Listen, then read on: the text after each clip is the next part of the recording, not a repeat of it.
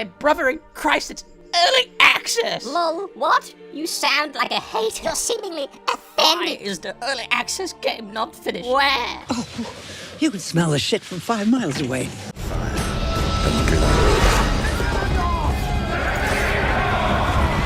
This war is far from over.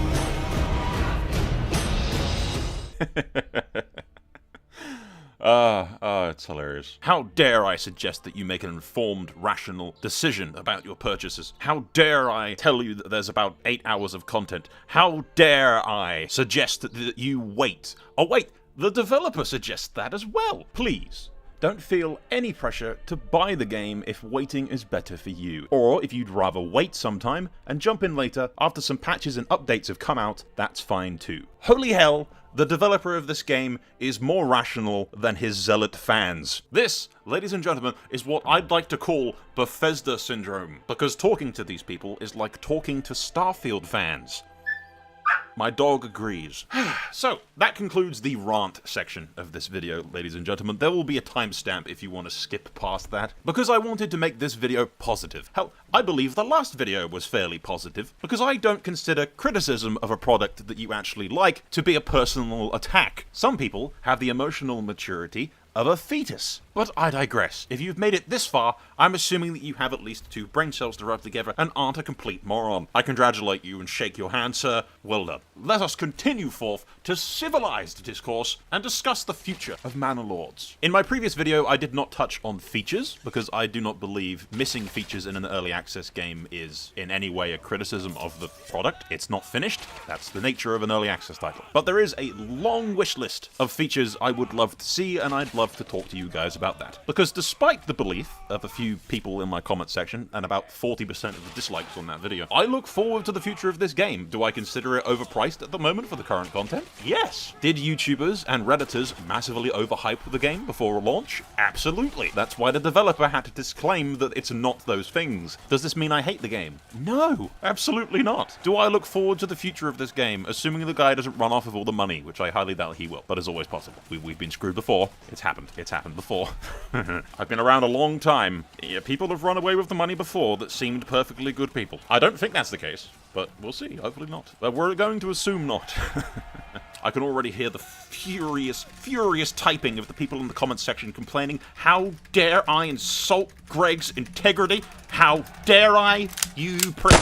It's okay, it's okay. He's dead. Besides, don't worry, there's no way in hell any of those people have actually made it this far into the video, so we're in the clear, lads, we're in the clear. The actual video begins here, boys. There will be a timestamp in the video. There will be. Actually, no, there won't be. Because if you've made it this far, congratulations, my friend. I always knew you'd make it. I had faith, I believed in you. I'm so proud. So proud. For the love of God. Okay, let's get to the fucking point of this video, shall we? I'm having way too much fun doing this. I do actually have a list of features that we'll go over. Let's get into this list. Where Manor Lord excels, ladies and gentlemen, and its excellent foundations that it has for the future, is in the fact that it looks goddamn beautiful. Outstanding, even. I think we'd all struggle to find an alternative game in this genre that looks anywhere near this pretty. So expanding on this, and focusing primarily on what the developer's vision actually is, as opposed to what I'd like it to be, we'll remove anything that's related to Total War-ish kind of vibes or Bannerlord, and instead focus on the village building aspects, trying to stay true to the dev's actual vision as it is, rather than what it could be. The world, while beautiful, I think is a little empty, and could be filled with a great many things. Starting with the animals, I'd love wolves in the woods, a threat to our lumber mills, those gathering berries, or even the herds of deer, or even our own livestock, sneaking into the pens under the cover of night to steal away lambs, forcing us to go hunt down the wolves and cull them.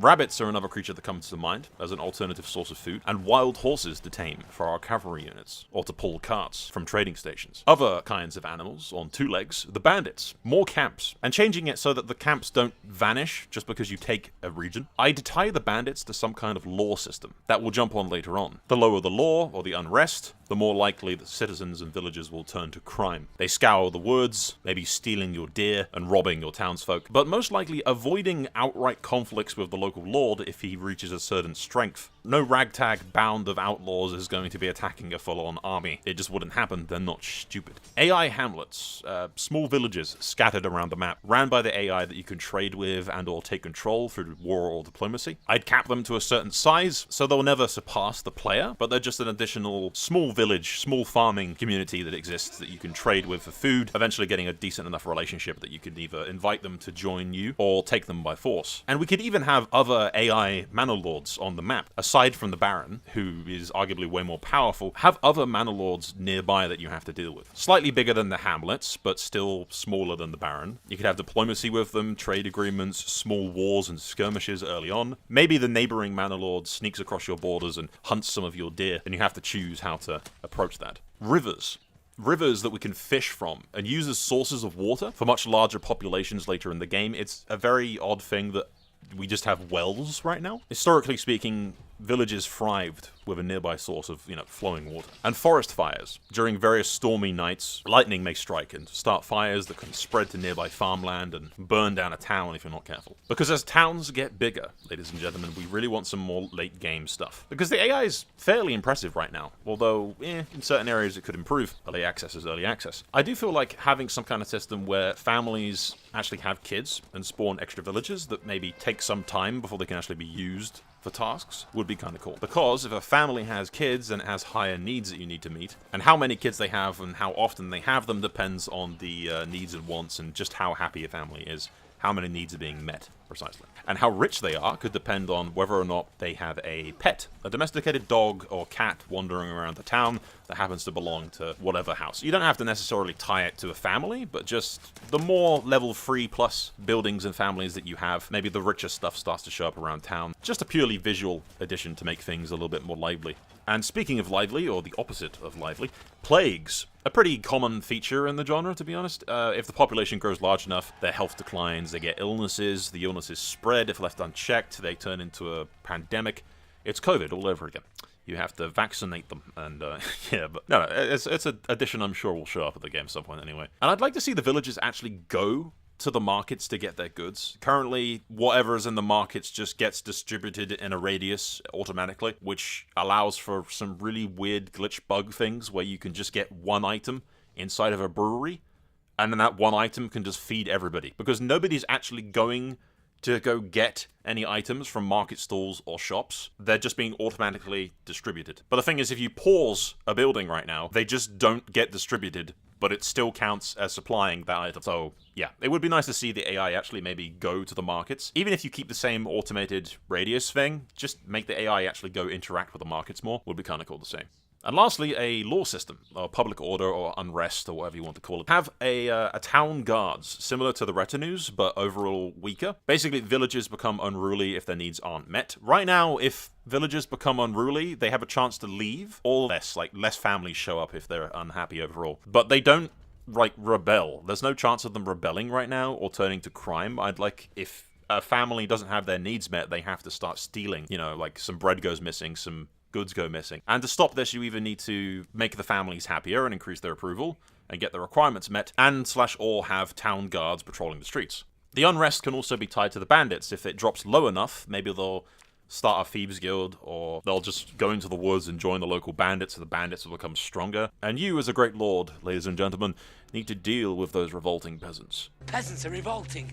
They've always been revolting, Prince, but now they're rebelling. I really want to see your retinue actually training on the manor grounds. I know it's very bare bones at the moment. I'm sure he's going to add buildings anyway, but more buildings for that. Like archery targets or sparring rings, so you can actually see your retinue, training in the area that you make for the manor. I think that'd be really cool. Maybe have some XP boosts or stuff like that. Having your banners be seen throughout the town as well would be really cool. Have them on your retinue as well, like on tabards and stuff to make it more prominent. If I have the red dragon on a black field, I want to see it on my troops, or so those are my guys. And more levels to the manors as well. I'm sure that will come eventually, but having it actually be a proper stone castle rather than just like a wooden fort would be really cool. And allowing the players to actually change the clothing of your lord. Maybe you unlock new pieces of clothing as you go up in thing, or you just have to pay for them with treasury money would be pretty cool. Maybe give him a horse Just lots of customization options and stuff to pay for to make your lord look more fancy. And one thing I thought of, maybe leaning too much into the Banner Lord aspect of things, because I don't think actually controlling your lord in combat is going to be an addition that the dev plans to make. I don't think that's part of his vision. I would like to see it. I think it would add so much to it and make it very unique, but I don't think that's his vision. So we're going to assume that's not. It would still be kind of cool if you control your lord, you have like an on cooldown ability to like rally your troops if they revolt. Use the rally ability, the troops that are running away turn back to the field to fight for their lord. Emotional support lord, basically. And every lord needs his army, ladies and gentlemen. And right now you kind of have a very small army, and I know that's the scale of the battles and everything is supposed to be pretty small, because you're only like a minor lordling. But I'd maybe scale the max size of your militia depending on the total population of the greatest town. If I have a town with 1,000 people in it, it's kind of odd to me that I only have like 100 men fighting for me. You'd obviously have to scale the AI in the same manner, and I do think, mana, get it? The Baron should have more men if you do. Basically, taking you more seriously the more powerful you grow. Maybe initially he thinks that you're not much of a threat, he just sends some mercenaries to deal with you. But as you get more powerful, he actually starts sending more professional troops to come get you. One of the things I found while playing the game is that bandits still attacked my village, even though my troops were vastly stronger than them. I feel like the bandits should have some kind of will to live, maybe? There's no way a group of ragtag outlaws are going to be attacking like a fully assembled army. That's not where their strength lies. They're thieves, they're outlaws, they're, poachers and stuff like that. They're not a professional army attacking you. But it's past a certain point when you get so strong, the bandits should not be that big of a threat. They should be a nuisance. Which brings me to looting of the dead. One of the things I found while playing the game is I kill all these people and I'd have to pick up their bodies and take them back to the pits and stuff. And I was just like, what happens to all their gear? If my men die, I should be able to assign a villager who's taking the stuff to recover the lost equipment and also take your enemy's equipment. Looting during medieval battles was basically how peasants found gear, to be honest. They couldn't afford their own. If they survived the battle, they took from the dead. It was very commonplace. But in general, AI improvements need to be made, honestly. The combat is probably the weakest part of the game so far for me. I want the enemy to actually use some form of tactics and react to my moves instead of being utterly brainless. Right now, the combat just boils down to smashing into each other, and then you send some troops around to flank them, and the AI doesn't even acknowledge that you're flanking them, so it's just over. Which I believe is why we don't have cavalry yet. Although I would love to see cavalry, and I'm sure it will be added, I do think the AI needs to be improved first, because currently if you add cavalry, they're just going to make the combat even more just unnecessary. And I had an idea, putting your lord on the battlefield as like a unit, like an additional unit in your retinue is your actual lord. It's optional, it's like a risk versus reward. So he may gain experience or perks in battle, but it risks his death. And if he dies, you get a population unrest, like debuff. So your population are sad and unhappy because the lord died. And if your lord dies, you just get a new lord who is the guy's heir, and he lacks any perks or experience to the previous lord. But if you have your lord on the field, then your men get, say, a morale boost. Oh, and also archers need to be boosted, but I'm pretty sure that's already being done. So I can't say much on that. Also, siege warfare is something that people voted on the Discord, so that could be cool. I do have a few complaints, and honestly, not many. For all the hate I got in the last video, you'd think I'd have like a billion complaints to list, but I really don't. Ale. Ale is a massive pain right now for a large population. Most people are just doing a glitch, like I mentioned previously, where you can just have one supply of something, pause the building, and then it just supplies everything.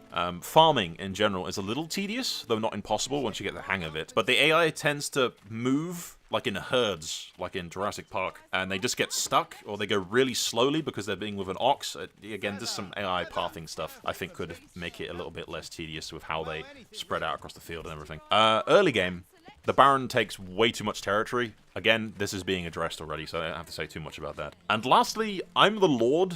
If I want to send resources from one town to the other, I shouldn't have to be held hostage and fucking told that I need to trade something else in return. I shouldn't be in a situation ever where I send lumber to my new town because it needs it, and the new town absolutely must send something back in return. My lord's like, yes, I will help you, but you must bribe me first with some shoes. And, ladies and gentlemen, in conclusion, ladies and gentlemen, if even half of these numerous ideas that I've just been spitballing for you here, some of them may or may not sound as good as other ones, I'm just speaking aloud here. If even half of them make it into the game, it'll easily become worth the price, and it'd be an outstanding addition to the genre. This has an excellent foundation. It really does have an excellent foundation. It's very pretty. My opinions on the price aside, as the dev himself says, there's no harm in waiting for an update. That is my recommendation right now, at the time of this video, to wait it out. Unless, of course, you just want to support the developer. That is fine. Again, I said this in the last video. There's nothing wrong with, if you want to support the developer, go right ahead. It's your money, your decision. Nobody is stopping you. But some people got really angry about that in the last video for some reason. Probably because they didn't watch the video. I guarantee it'll probably happen here as well. But yeah, none of the features listed here that I've said are in the game. A lot of them are expected to be in the game. But again, early access, it's, you know, early days. That is the nature of the thing. And again, as I said in the previous video, that's not something I criticize the game for. 35 quid is a little steep. It's 66 Australian dollars, just for context. Ultimately, what you spend your money on is your decision. If 35 quid sounds reasonable for you for about 8 to 10 hours of gameplay, I mean, you can play for longer. It's basically, you've seen and done everything after about 8 or 10 hours. Personally, I've still played for 25 to 30 hours and still enjoyed it myself, so I don't regret the purchase, but I still do recommend at the end of the day, if you're not just paying to support the developer, maybe give this game a little bit of breathing room and come back to it in a while. And that is all, ladies and gentlemen. I mean, I thought this was very positive. I look forward to the future of this game, and the hate and vitriol I have received for daring to show any light other than overwhelmingly positive with absolutely nothing wrong and just singing its praises and dancing in the street. Yeah, how dare I criticize something that I like? It's almost as if these people didn't watch the video. Funny that, isn't it? At any rate, I thank you guys for watching. If you've made it this far, that means you've actually watched the video. Holy hell! It happened. I'm so proud of you guys. I knew that you could do it. Everyone else doubted you, but I knew you could do it, lads. What I may do, lads, what I may do at some stage is release my... because I recorded everything I did. So what I may do is release my first impressions, like a highlight reel of everything I played. Just to show you that, yes, I enjoyed myself. I did enjoy myself. I can still be critical of something and enjoy myself, because I'm not a fucking toddler. I do not feel the need to hold Greg's hand and treat him like he's a child, or my best friend that I need to protect at all costs, because he's not. And he's a grown dude, I think. Some people are really, really protective of this guy. How dare you be critical? How dare? How dare? But I digress. We'll be here all day if I start rambling about zealous fans blinded by the vitriol of their own fucking jealousy. That doesn't even make sense. It sounds good, but that made absolutely no sense. But I'm keeping it in the video. That sounded great. But if you actually listen to it, it didn't make any sense for the context. But I'm keeping it in. I'm keeping it in. Thank you all for watching, ladies and gentlemen. I am going to go drink the rest of this and then take Jennifer for a walk, although she is currently completely passed out on the bed. I will see you guys in another video. I thank you for watching once again. Remember to like and subscribe and do all that stuff that the other YouTubers tell you to do, as if you don't know where the hell the buttons are by now. That's all for now. So loud. If you made it, ladies and gentlemen, to the very end of this video, I congratulate you. You're not retarded. Now, the code word is Starfield is Game of the Year. If you made it to the end of this video, I want you to put in the comments, Starfield is Game of the Year. And I will know that you are one of the few legends that actually watches a goddamn video before you put stupid comments inside of the fucking comments section. I raise my glass of whiskey to you, gentlemen. Some of the last warriors in the ever-going battle against stupidity's overwhelming hordes.